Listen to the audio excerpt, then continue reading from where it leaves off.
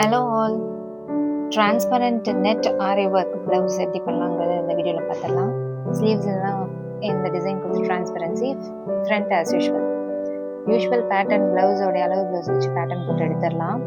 இப்போ நான் என்ன பண்ணியிருக்கேன்னா, இங்கே 1.5 இன்ச்சஸ் கொடுத்துருக்கேன் டிரான்ஸ்பரன்சி வர மாதிரி. இங்கேருந்து நெக் வித் வந்து 3.25, அதிலிருந்து நான் 1.5 இன்ச்சஸ் கொடுத்துருக்கேன். அந்த நெட் டிரான்ஸ்பரன்சி மட்டும் அவங்க தெரியும். ஹைட் ஆஃப் த நெக் வந்து 10 inches. இப்போ யூஸ்வலாக நம்ம நெக்கு ஸ்டிச் பண்ணி திருப்புவோமோ இன்னொரு கிளாத் கொடுத்து அதே மாதிரி தான் பண்ண போகிறோம். இங்கே நான் இந்த 1.5 inchஸில் ஒரு 1/2 inch வந்து நான் அந்த இடத்துல மார்க் பண்ணியிருக்கேன் பாருங்கள்.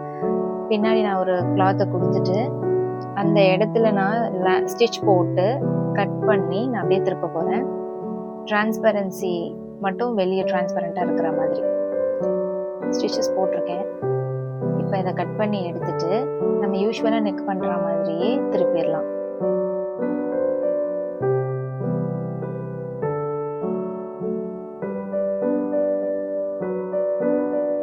இப்போ நான் திருப்பிட்டு அந்த இடம்லாம் ஃபுல்லாக எம்மிங் பண்ணிடுவேன். ஃபுல்லாக ஓவராலாக கரெக்டாக வச்சு நம்ம எக்ஸாக்ட் மார்க்கிங் என்ன ஆரி ஒர்க்குக்கு போட்டிருக்கோமோ அதே லைனிங்லேயும் போட்டு நம்ம ஆஸ் யூஷுவல் நெக் ஃபினிஷ் பண்ணுற மாதிரி பண்ணி திருப்பிட்டு ஹெம்மிங் பண்ணி நார்மலாக நம்ம வைப்போம்ல நெக் டீப்பு, அந்த இடத்துல எப்பவும் போல நம்ம ஃபினிஷிங் கொடுப்போம்ல நெக்குக்கு, அதே மாதிரி நான் இங்கே வந்து லைனிங்கை வந்து மடித்து அடித்து திருப்ப போகிறேன். அதுவும் ஹெம்மிங் பண்ணிடுவோம். இப்போ ஓவராலாக ஃபினிஷ் வந்து லுக் நல்லாயிருக்கும், நீட்டாக இருக்கும், ஃபினிஷ் ஆகிடும். அந்த டிரான்ஸ்பரன்சி மட்டும் தெரியும் வெளியே. இப்போ இதை நான் திருப்பி அப்படியே ஹெம்மிங் பண்ணிடுவேன். ஹெம்மிங் பண்ணிவிட்டு எப்படி இருக்குன்னு நான் காட்டுறேன்.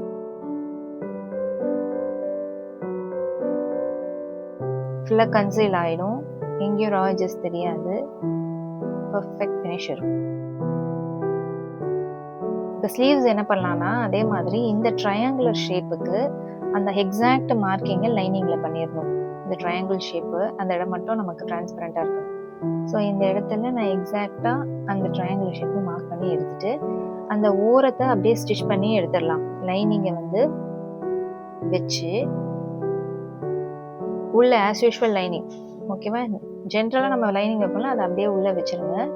இப்போ இன்னொரு லைனிங்கை அங்கே கொடுத்து நம்ம அந்த ஹோல் மட்டும் வரா மாதிரி கன்வெர்ட் பண்ண போகிறோம். இது மேலே ஒரு கிளாத் வச்சுருக்கேன், அந்த இடத்துல கரெக்டாக ஒரு ஸ்டிச்சஸ் ஃபுல்லாக போட்டுட்டு ஒரு 1/2 inch விட்டு கட் பண்ணி எடுத்துட்டா இந்த ஹோல் ஷேப் கிடைச்சிடும். ட்ரையாங்குலர் ஹோலாக இருக்கு இல்லையா?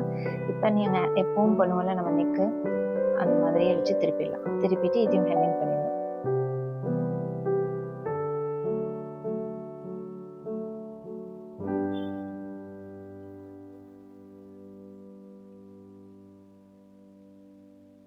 இப்போ ஹெம்மிங் பண்ணி எடுத்துட்டோம். மடித்து திருப்பி அடிச்சுட்டேன். நான் திருப்பி அடித்ததுக்கப்புறம் இப்படி தான் ஃபினிஷிங் இருக்கும்.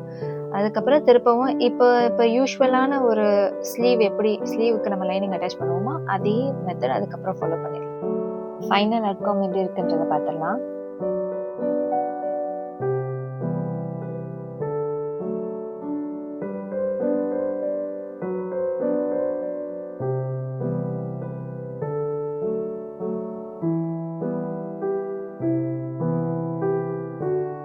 இந்த வீடியோ உங்களுக்கு யூஸ்ஃபுல்லாக இருக்கும்னு நினைக்கிறேன்.